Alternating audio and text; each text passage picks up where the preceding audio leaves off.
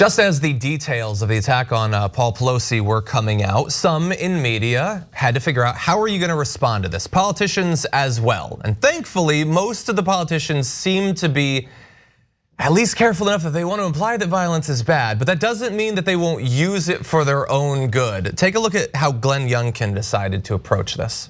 Listen, I want to stop for a minute and listen, Speaker Pelosi's husband, they had a break-in last night in their house and he was assaulted. There's no room for violence anywhere, but we're going to send her back to be with him in California. That's what we're going to go do.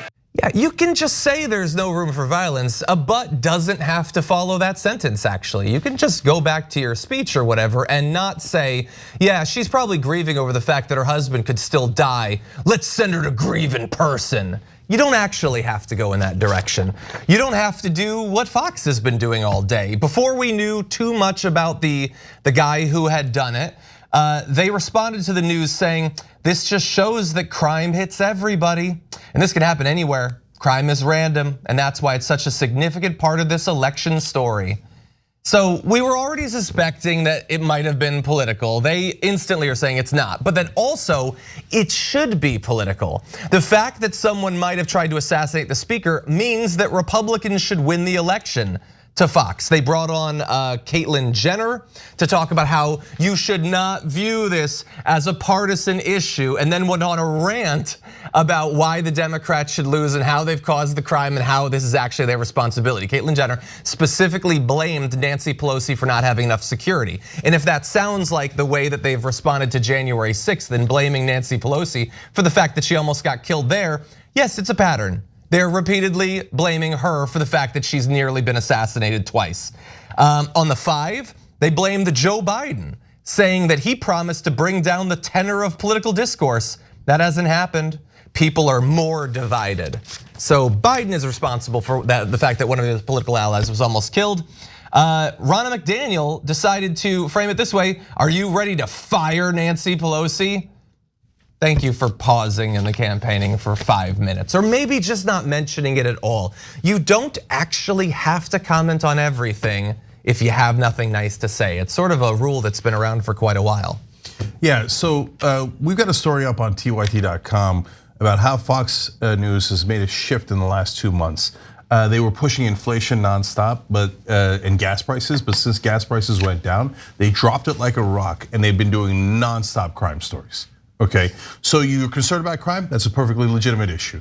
Are they just concerned about crime, or are they trying to get Republicans elected by focusing only on crime? The answer is obvious, but you can read the story on tyt.com. So then when they see this attack, they think a couple of things.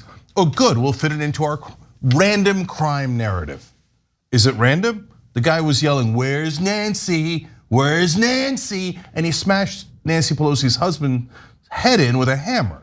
No, it was not at all random. It has nothing to do with the crime story that Fox News was talking about, right?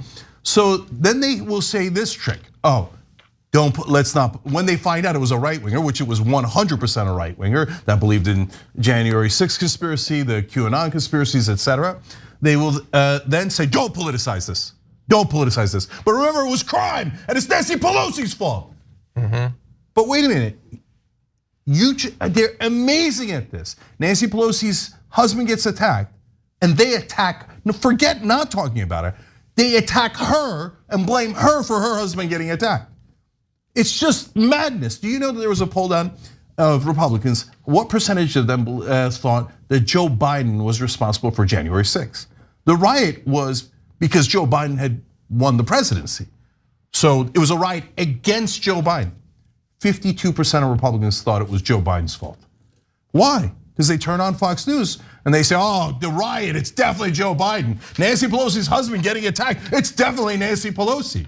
These are the lunatics that are on right wing. It's interesting when we have these same people that were very upset that folks were trying to protest at Supreme Court justice's house. They were sort of pearl clutching, like, oh, how could they show up to these public figures' homes? Same people are totally cool with people showing up to Nancy Pelosi's homes, which just goes to demonstrate that they don't really speak from a place of their values because they don't have any. They speak from a place of whatever is politically or financially convenient for them. In fact, I want to talk about that Kavanaugh situation in a second. Guys, important things that you need to know is this is not an isolated incident.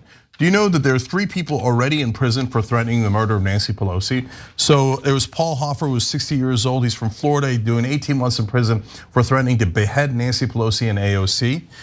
Then there's Steve Martis from Arizona. He's 77 years old, 21 months in prison, threatening to kill Nancy Pelosi. Cleveland Meredith from North Carolina, 28 months in prison, threatening to shoot Nancy Pelosi on January 6th. He just got there late, but they caught him. He was planning to shoot and kill her, murder her. He's doing 28 months in prison.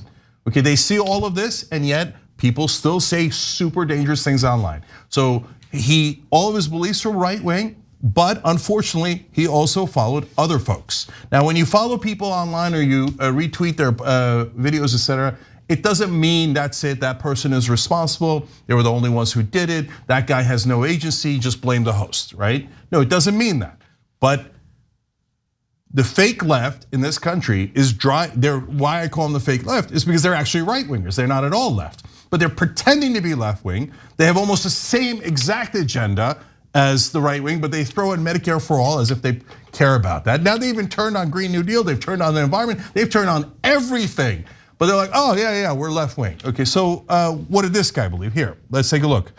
So here's one of the tweets that Laura Rosen put out that shows you who he had been following, etc. So here's this one: suspect in attack on Paul Pelosi seems to be a fan of a seemingly pro-Putin, pro-Assad YouTube conspiracy theorist named Jimmy Dore. And he's also anti-Semitic. One of his recent posts says the war in Ukraine will make it easier for the Jews to buy up the land. Understand, those are 2 separate issues. Jimmy's got 1,000 problems and you're about to see some of them. I haven't seen the anti-Semitism. So he liked the Jimmy Dore videos and he was anti-Semitic. Those are not connected, okay? So now speaking of the anti-Semitism, look at this. This is the kind of vile trash that's out there.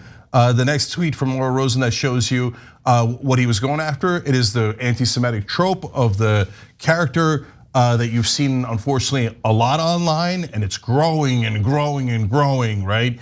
And this is about how the Jews are going to, did the Ukraine war. It's actually Ukraine's fault. Poor Russia is being exploited by the Jews who are going to take over Ukraine. Virulent, out of control anti-Semitism. Kanye West is the tip of the iceberg. On the Young Turks, we've been warning you for 2 years straight. All of these radical right wingers at the end, they don't say Muslims, they don't say Latinos, they don't say blacks. They say the Jews, the Jews, the Jews. And here it is, now incredible attacks. Now the Pelosi's are not Jewish, but they are being cast as the global elites. And this guy uses global elites and anti-Semitic tropes all the time. So they're linking those things together. One more here. Suspect on October 19th implored Trump to make Tulsi Gabbard his VP nominee, okay? So he did this, he has several posts where he is a big fan of Tulsi Gabbard, okay? Now, does that mean that Tulsi Gabbard and Jimmy Dore, for example, are anti-Semitic? No, those things again are disconnected. Does it mean that they're wholly responsible for what this guy did? Of course not, right? But guys, how you talk about politics matters. So you've seen the Young Turks, we're very excited, we're very passionate. We make our case, we make the case forcefully. And we wish the Democrats would be a lot more forceful in their rhetoric when they're fighting Republicans within the context of campaigns. But we always clarify that it's politics and you should never do anything physical. Now I'm gonna show you some, just a couple, there's a lot more, but from Jimmy Dore instead. And then see if you get a different sense of how he thinks you should handle politics. Watch. No more waiting, put pressure on politicians, make them scared of you, make them scared to death of you. The politicians, let's go to their houses. Yeah! Medicare for all, thank you, I'll see you later. We need to storm Washington, D.C., we need to scare the out of people. When they were coming for Nixon, they were protesting and they had set up around the White House these school buses. And he says, what are those for? And he was with Kissinger. And he goes, that's in case they break through the fences, those will slow them down. He said to Kissinger, Henry, I'm afraid if they get through there, they'll come for us and kill us. That's where they should be. No, that's not where they should be. No. There's a billion ways to criticize Nancy Pelosi, Mitch McConnell, Donald Trump, Joe Biden without saying go to their house and make them scared to death of you. If that was your intent, mission accomplished. He went to their house and they were scared to death, and Paul Pelosi got hit in the head with a hammer, and he's in the hospital right now. So that is not the right way to talk about politics. It doesn't mean that he's guilty of everything. It doesn't mean he did it. But especially if you're doing a super unstable show like Tucker Carlson, Jimmy Dore, etc., and you know you've got the most unstable people in the world in your audience, and you keep egging them on, go to people's houses, scare them to death. What do you think that unstable guy's gonna do? Do you think he's gonna be like, well, let me get a PhD and figure out how money in politics is affecting the issues at hand? No, he's gonna grab a hammer and go to their goddamn house. So you have to be responsible. Jessica mentioned earlier the threats against Brett Kavanaugh. So this is not today, this is not revisionist history. I've said this 1,000 times on the show. Here's one example of how we handle it instead. Watch. If you're on the left, you should never, ever do violence. Now that's obvious, I think, to almost everyone. I know there are people who've got issues in their lives and they don't listen to reason or logic or anyone telling them to do something that makes sense. But I'm gonna say it anyway. If you use violence, number one, it is immoral. You lose the moral high ground instantly. It is the wrong thing to do. It is a terrible thing to do. Okay, number two, if you're looking at it just from a political perspective, well, what are they gonna do? Rhetorically, Fox News and all the right wing are gonna say, oh, now we're even. Yeah, people who were inspired by us did, dozens of mass shootings, hundreds are dead, but that one lunatic went and tried to kill Kavanaugh. So, hey, it's all even. Yeah, so I'll say it again. No matter how upset you are, whether it's about Nancy Pelosi or Mitch McConnell or Donald Trump or Jimmy Dore, it doesn't matter. Never ever do anything physical, never ever do anything violent. That is a surrender. That is saying, I'm an idiot. I don't know how to fight with ideas. And since I'm a moron caveman, I'll go grab a hammer or a gun. If you do that, you're obviously not on the left, you're not progressive, you're a sicko. And by the way, all you do is damage us. So Jimmy Dore now is a full right winger. He believes the same conspiracy theories about, COVID vaccines, and this guy believed it, and all the other garbage that he peddles, including, the poor Russians, it's not poor Vladimir Putin, it's Ukraine's fault and Zelensky's fault, etc. Right? So he's pushing all this stuff, but we do not do any of that. You don't ever go to violence. All it does is make you look like a lunatic and your side look like a lunatic. The part of those clips that we showed that I hated was at the end when Jimmy says Medicare for all. Now you're telling people to go to people's house and scare them to death at a minimum, and then you think you're for saving people's lives? No, all you're doing is smearing the one goddamn thing that you pretend to be on the left about. You're right wing on everything. Stop talking about Medicare for all. You don't mean it, you goddamn fraud, you huckster. Okay, I know the money, Jimmy. You're so concerned about the money. And by the way, everything I'm saying about Jimmy goes 10 times more, 100 times more for Tucker Carlson and all the right-wing hosts that are Steve Bannon and all these guys constantly egging on violence. You see how you can get upset like this and say, don't attack Steve Bannon? That would be nuts, okay? We fight on politics, we fight on ideas, and get Medicare for all out of your mouth, because all you're doing is causing damage. Now people are going, oh no, he was a leftist. He likes Jimmy Dore and Tulsi Gabbard, they're on the left. That's what the right wing is saying online now. It's total garbage. That's why the fake left is so toxic. Thanks for watching the Young Turks, we really appreciate it. Another way to show support is through YouTube memberships. You'll get to interact with us more. There's live chat emojis, badges.